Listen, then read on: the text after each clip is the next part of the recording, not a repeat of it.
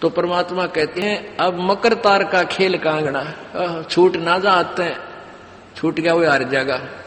तो उस मकर तार का ऊपर से जब आत्मा यहां से चलेगी, परमात्मा कई तरीके से इसको कहीं किसी स्थान पर किस तरीके से आपने जाना है, तो आप कभी एक आध बार कभी ध्यान वैसे ही कुदरती लग जाता है, बैठ जाते हैं, कभी आंखें खुली है तो भी बंद हो जाती हैं।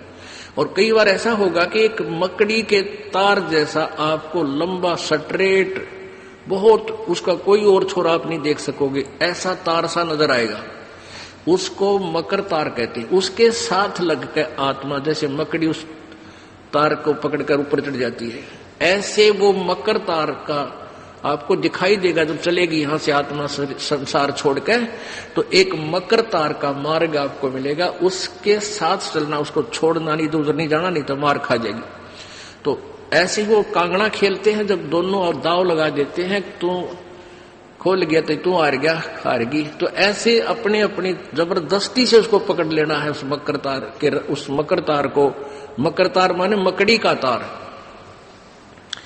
ऐसा एक रास्ते में आपको ये गाइडलाइन होगी कि इसके साथ साथ चल, भ्रमित ना होना। सतलोक जाने के लिए वो कुछ समय कुछ स्थान तक मकर तार है, उसके बाद फिर परमात्मा का अलग से मार्ग है। में सबसे बड़ा लाभ था कि मालिक मुझे सतलोक घुमा के लाए थे। दोपहर का समय था, मैं सो रही थी, कबीर परमात्मा खुद आए थे, बोले कि चल बेटा तुझे सतलोक घुमा के लाता हूँ। उसके बाद फिर मैंने बोला ठीक है मालिक चलते हैं। तो मालिक मुझे एक रथ लेके आए थे कबीर परमात्मा, तो उसमें गई थी। फिर आगे जाके मकर तार की डोरी आई थी, 3 डोरियाँ थी, उसमें से एक मकर तार की डोरी थी, उसकी तरफ देखना नहीं था। अब कबीर परमात्मा से मैंने पूछा कि परमात्मा जी ये क्या है? तो परमात्मा ने बोला बेटा ये मकर तार की डोरी है, इसकी तरफ देखना नहीं है। तो मैंने इसकी तरफ नहीं देखा। उसके बाद फिर परमात्मा आगे लेके गए, तो आगे सतलोक था। सतलोक का गेट था जो बहुत ही बड़ा था, सोने का गेट था, और ऊपर बड़े बड़े अक्षरों में लिखा हुआ था सतलोक। उसके बाद परमात्मा मुझे अंदर लेके गए, वहाँ पे परमात्मा ने मुझे घुमाया, और वहाँ पे मेरे नाना नानी थे जो, उन्होंने भी संत रामपाल जी महाराज से नाम उपदेश ले रखा था, तो मैं उनसे भी वहाँ पे मिली, उनको सत्साहिब भी किया, वो अपना सिमरन कर रहे थे, सत्संग सुन रहे थे, और वहाँ पे काफ़ी चीज़ें देखी, बहुत ही अच्छा मतलब था। यहाँ से तो बिल्कुल अलग ही था वहाँ पे। उसके बाद फिर परमात्मा बोले चल बेटा नीचे चलते हैं। तो मैंने बोला परमात्मा मुझे ना भूख लग रही है। तो परमात्मा बोले क्या खाएगी बेटा? मैंने बोला परमात्मा मैं आम खाऊंगी। तो उसके बाद परमात्मा ने मुझे आम खिलाया, और परमात्मा ने बोला कि बेटा अब चल नीचे चलते हैं। उसके बाद फिर मैंने आम खाने के बाद बोला परमात्मा मैं नीचे नहीं जाऊंगी। परमात्मा बोले क्यों? मैं कहा परमात्मा मुझे यहीं रहना है, यहीं पे अच्छा लगता है, बस मुझे यहीं रहना है। तो परमात्मा बोले बेटा भक्ति करके तुझे नीचे जाना है, तभी तो तू सतलोक आ पाएगी, नहीं तो कैसे आएगी। मैंने कहा ठीक है परमात्मा। फिर परमात्मा ने बोला बेटा नीचे जाके ज्ञान प्रचार भी करना है, अपने सभी भाई बहनों को भी इस काल के लोग से निकलवाना है। मैंने कहा जी परमात्मा बिल्कुल। उसके बाद फिर परमात्मा मुझे नीचे छोड़ के गए। तो जब मैं उठी तो मैंने सबको बताया, और मेरे मुंह का स्वाद ऐसा था जैसे कि बहुत ही मीठा आम खाया हूँ मैंने।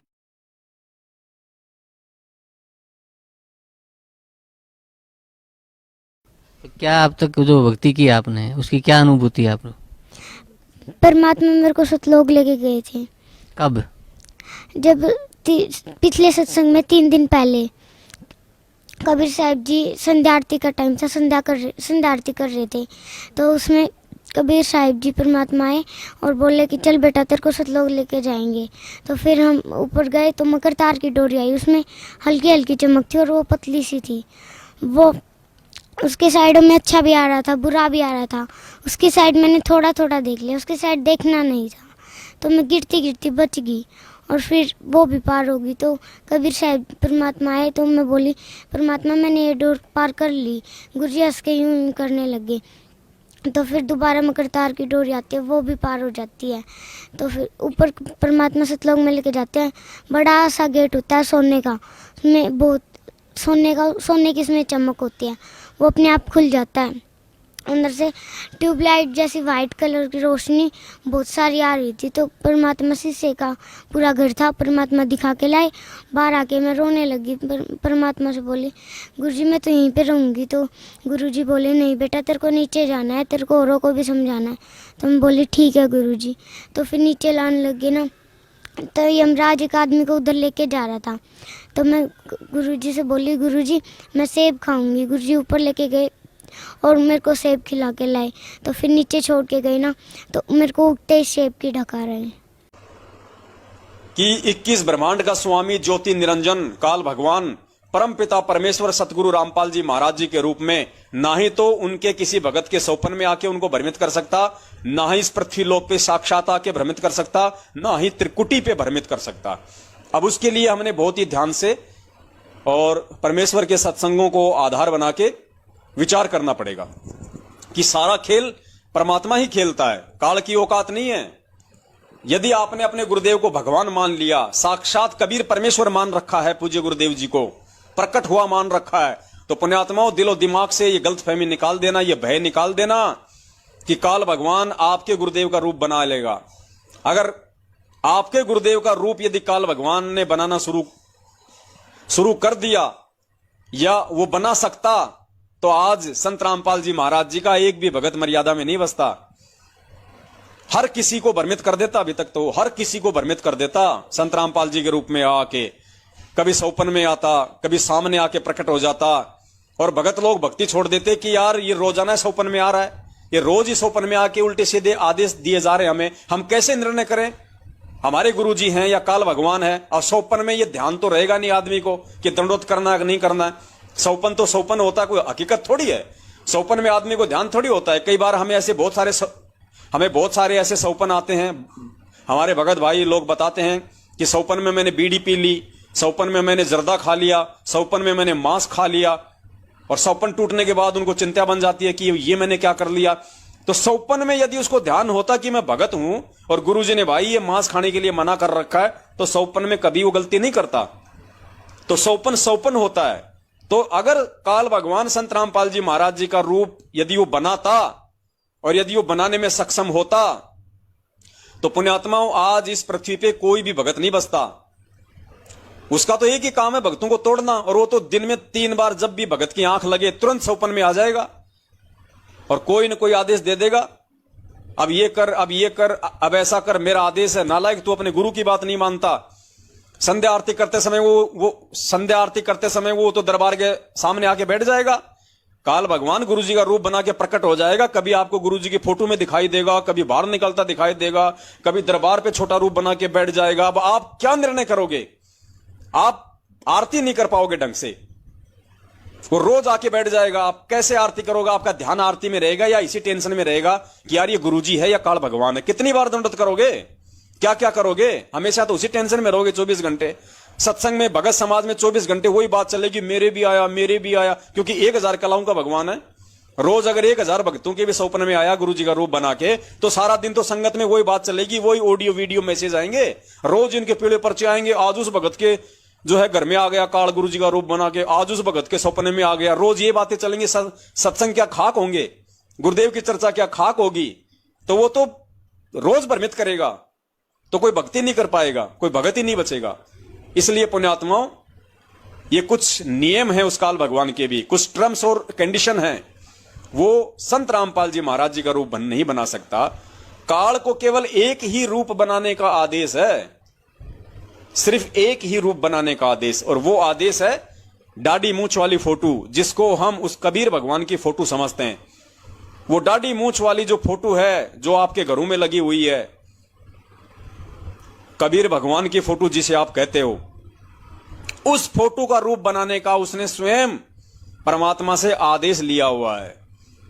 उस रूप में वो भक्तों को भ्रमित कर सकता है, और उसी रूप में भ्रमित करेगा, त्रिकुटी पे भी करेगा और यहां भी करेगा, सौपन में भी करेगा। कबीर जी की दाढ़ी मूंछ वाली फोटो का रूप बना के वो भ्रमित कर सकता है, लेकिन संत रामपाल जी का रूप बना के नहीं कर सकता, क्योंकि परमात्मा धरती पे है। अब इस चीज को गहनता से समझने के लिए हमने पुण्यात्माओं कुछ चीजों का सहारा लेना पड़ेगा। सबसे पहले तो इस वीडियो में यह कहा गया है, इस पीले पर्चे में, कि मेरे रूप में काल भी आ सकता है और तुम्हारे को भ्रमित कर सकता है, तो कोई आदेश नहीं मानना।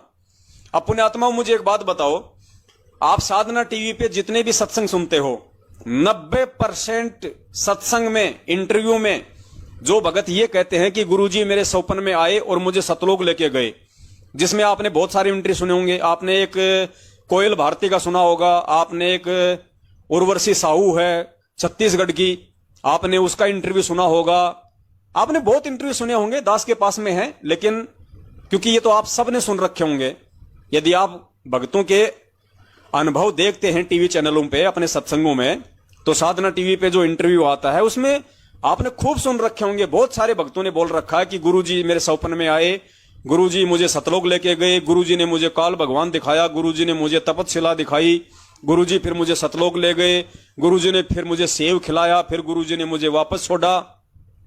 तो पुण्यात्माओं, इस पीले पर्चे के अनुसार यदि सौपन में दिए गए किसी भी आदेश को फॉलो करने का आदेश नहीं है और सौपन में काल भी आ सकता है, तो फिर बताओ उन भक्तों के इंटरव्यू टीवी पे क्यों चलाए जाते हैं जो ये कहते हैं कि गुरुजी मेरे सौपन में आए और मुझे सतलोक ले गए। अब क्या पता वो काल ले गया था या गुरुजी ले गए थे, बताइए। फिर उन आदेशों को क्यों फॉलो किया जा रहा है? उन इंटरव्यू को ये मैनेजमेंट वाले टीवी चैनलों पे क्यों चलाते हैं जब ये कंफर्म ही नहीं है कि उस आत्मा के सौपन में संत रामपाल जी आए या फिर काल भगवान आया और ये कहा कि चल बेटी तुझे मैं ऊपर के ब्रह्मांड दिखा के लाता हूं। तो वो आदेश ही तो था। गुरुजी ने कब कहा, गुरुजी ने कब किस आत्मा को कहा 27 साल होगी कि चल मैं तुझे सतलोक दिखा के लाता हूं, चल मैं तुझे ब्रह्मांड दिखा के लाता हूं? कहा कभी किसी आत्मा को? तो सौपन में ये बात कही जा रही है कि चल बेटा तुझे सतलोक दिखा के लाता हूं। तो उन इंटरव्यू को ये मैनेजमेंट वाले क्यों चलाते हैं फिर, बताइए। इस पीले पर्चे के अनुसार यदि सौपन में किसी आदेश को फॉलो नहीं करना है, क्योंकि गुरुजी के रूप में काल भी आ सकता है, तो फिर उन आत्माओं को फिर क्या काल नहीं ले गया होगा गुरुजी का रूप बना के अपने नकली सतलोक में? तो पुण्यात्माओं, इन पीले पर्चों में क्या लिखा जाता है क्या नहीं लिखा जाता है, हमने उन बातों का केवल ज्ञान आधार से निष्कर्ष निकालना है। तो हमने सौपन में भी पूज्य गुरुदेव का केवल वही आदेश फॉलो करना है जो आदेश हमारे हित में हो और जो आदेश भक्ति मर्यादाओं के अंतर्गत हो और जो आदेश गुरुदेव ने अपने सत्संगों में दे रखा हो। थोड़ा सा सुना देता हूं आपको आइडिया लगेगा कि किस प्रकार से हमने उन आदेशों को फॉलो करना है और किस प्रकार से पीले पर्चे में ये बात 100% ये गलत साबित हो जाती है कि मेरे रूप में काल भगवान भी आ सकता है। अगर सौपन में काल भगवान आ सकता है तो ये कोयल भारती आपको जो अपना इंटरव्यू सुनाएगी तो 100% फिर कोयल भारती के सौपन में भी काल आया था। सुनिए ध्यान से।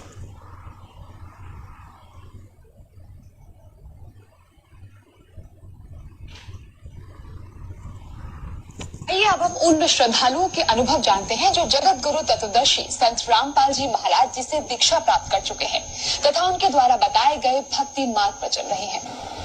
क्या नाम है गुड़िया आप जी का? मेरा नाम कोयल भारती। गुड़िया कहाँ से आए आप? मैं बठिंडा पंजाब।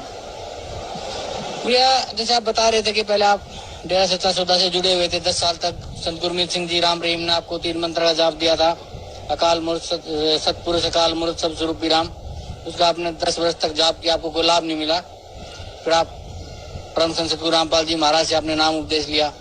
तो जो सत भक्ति परम संत सतगुरु रामपाल जी महाराज ने आपको दी है, उस भक्ति से आपको क्या लाभ मिला? उस भक्ति से तो मुझे सबसे बड़ा ये लाभ हुआ कि गुरुजी मुझे सतलोक लेकर गए। सतलोक में जब मैं सिमरन प्रथम मंत्र मिला था तब मैंने प्रथम मंत्र पहले मैंने जब नाम दीक्षा ली थी मैं इतना मंत्र नहीं कर पाई थी, मुझसे ज्यादा हो नहीं पाया करता था। लेकिन जब से स्कूल की छुट्टियां पड़ी मेरा मन और ज्यादा बढ़ता चला गया भक्ति करने पे। मैं कहा मेरे को भक्ति करनी चाहिए। जब से मैंने 8 साल की लड़की का सतलोक के बारे में वो सुना इंटरव्यू, मुझे भी थोड़ी सी भक्ति तेज होने लगी। मैं कहा अगर वो भी जा सकते हैं तो हम भी जा सकते हैं। मैंने फिर अच्छी तरह छुट्टियों में बहुत भक्ति करी। फिर 16 तारीख को बुधवार को मेरी इतनी भक्ति तेज होगी कि महाराज जी मैं प्रथम मंत्र कर रही थी तब माला कर रही थी तब मुझे सिर्फ एक ही चीज दिखाई दे रही थी। कबीर साहब उधर साइड में खड़े हुए, इधर स्वामी रामदेव महाराज, सारे जने खड़े हुए। सारे जने जब महाराज कबीर साहब जी के पास जाते तो उनका रूप धारण कर लेते थे कबीर साहब का। मुझे जब भी मैं माला कर रही थी, एक मोती बढ़ा रही थी, मुझे यही सब दिखाई दे रहा था। मैंने अपने भाई से बताया, मेरा भाई कहता क्या कोई पता नहीं, तू करती रहे माला, कोई पता नहीं कुछ भी हो सकता है। फिर मैं कहा मैं करती थी माला। फिर जब मैं दूसरा मंत्र सतनाम मंत्र करने लगी तब मैं सिमरन करते करते मैं लेट गई, लेटते लेटते फिर मेरे को नींद आ गई, मैं सो गई। फिर महाराज जी प्रकट हुए, महाराज जी कह रहे कोयल उठ। मैं कहा मम्मी सोने दो। फिर कहते मैं तेरा पापा हूँ। फिर मैं कहा पापा सोने दो। फिर मेरे से कहते मैं पूर्ण परमात्मा हूँ। फिर मैंने उठ के देखा, खुद गुरुजी घर पे प्रकट हुए। मेरे को बड़ी हैरानी हुई, महाराज गुरुजी मेरे घर पे प्रकट हुए। मैंने दंडोत प्रणाम किया। मैं कब पानी पियोगे गुरुजी? गुरुजी कहते नहीं बेटा, आपका तो ब्रह्मांड देखने चलना है। जब मैं ब्रह्मांड देखने, मैं खुश होगी, मैं ब्रह्मांड देखने जाना है हमें। फिर मैं पहले हमारा अंदर वाले कमरे में प्रकट हुए थे महाराज जी, फिर हम वहां से गायब करके, मेरा हाथ पकड़ के गायब करके मुझे दूसरे कमरे में लाके खड़ा कर दिया। मैं कही है कि महाराज जी आपने मुझे गायब करके इस वाले कमरे में ले आ दिया। महाराज जी कहते मेरी शक्ति इतनी तेज है कि मैं फिर महाराज जी पूरे घर में मुझे घुमाया ऐसे गायब करके। फिर मुझे रसोई में ले आए, कहते आप ये घर बेच रहे हो? मैं कहा हाँ। करे कितने का बेचोगे? मैं कहा 10 लाख का बेच रहे हम। फिर गुरुजी कहने लगे ये घर नहीं बेचना। मैं कहा क्यों गुरुजी? गुरुजी कहते जिस घर में मैं प्रकट हो गया हूँ वो घर नहीं रह जाता। फिर मैं कहा हाँ महाराज जी। महाराज जी कहते अब बेचना नहीं। मैं कहा ठीक है महाराज जी।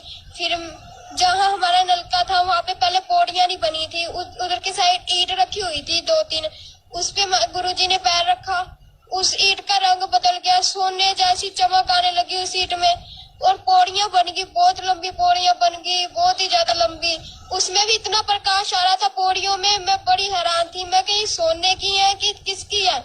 मैंने पहले पैर रखा, मेरे को डर लग रहा था। मैं क्या पता नहीं कौन सी चीज से बनी हुई है। पहले मैं पैर रख के मैंने पीछे हटा लिया। मैं क्या पता नहीं कौन सी चीज से बनी है। फिर मैंने हाथ लगा के देखा, उसमें जो मैंने वो चीज छुई थी, अभी तक मैंने किसी भी ईंट को छुआ, वो चीज अभी तक मुझे दिखाई नहीं दी है।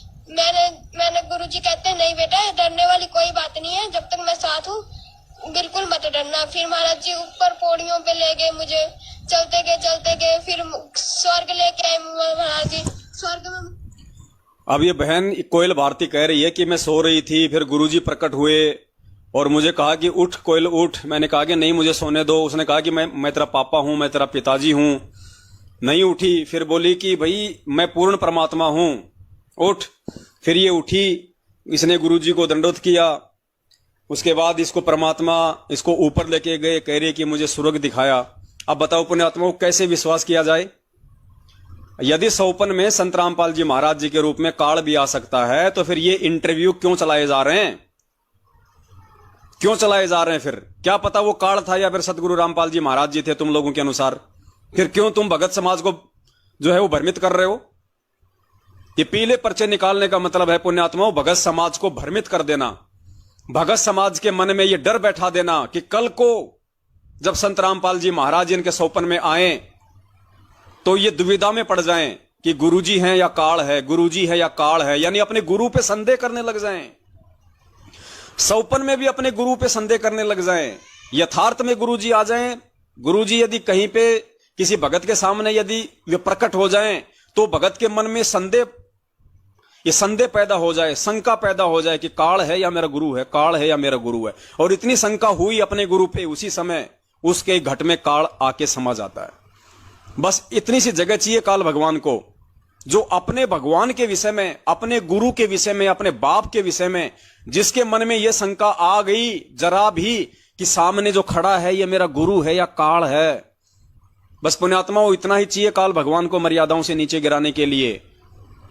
और ये पीला पर्चा पढ़ने के बाद जब किसी भगत को कोई सौपन आएगा, सौपन में गुरुजी आएंगे, क्योंकि पुण्यात्माओं हम गुरुजी के सत्संग सुनेंगे, हम गुरुजी की महिमा का यदि हम गुणगान करेंगे, हम किसी भगत से बात करेंगे, हम अपने परमात्मा की बात करेंगे, तो सौपन में कौन आएगा? गुरुजी आएंगे। अब गुरुजी सौपन में आए तो उस सौपन में परमेश्वर के दर्शनों का आनंद लेने के बजाय काल चाहता है कि हमारे मन में यह शंका हो जाए कि यह काल है या गुरु है, काल है या गुरु है, संत रामपाल जी महाराज है या काल भगवान है। इसी दुविधा में पड़ा रहे। अब बताइए पुण्यात्माओं, सौपन में जब गुरुजी आदेश देंगे, सौपन में जब गुरुजी आपको आशीर्वाद दें, आपके सिर पे हाथ रखें, तो बताइए आप तो मन में ये शंका लेके बैठे रहेंगे यार ये आदेश मुझे काल, ये आशीर्वाद मुझे काल दे रहा है या गुरुजी दे रहे? आपको कहीं का नहीं छोड़ेंगे ये लोग मैनेजमेंट वाले, इस तरह के पीले पर्चे निकाल के। ये काल भगवान का षड्यंत्र है आप लोगों के मन में शंका पैदा करने का। तो पुण्यात्माओं, काल भगवान ज्योति निरंजन भले 21 ब्रह्मांड का स्वामी है, भले उसने ब्रह्मा विष्णु महेश की पुंगी बजा रखी है, लेकिन धरती पे जो परम शक्ति है, पूर्ण परमात्मा प्रकट है संत रामपाल जी भगवान, उनके रूप में आने की उसकी औकात नहीं, उसकी हिम्मत नहीं है। आगे आपको मालूम पड़ेगा।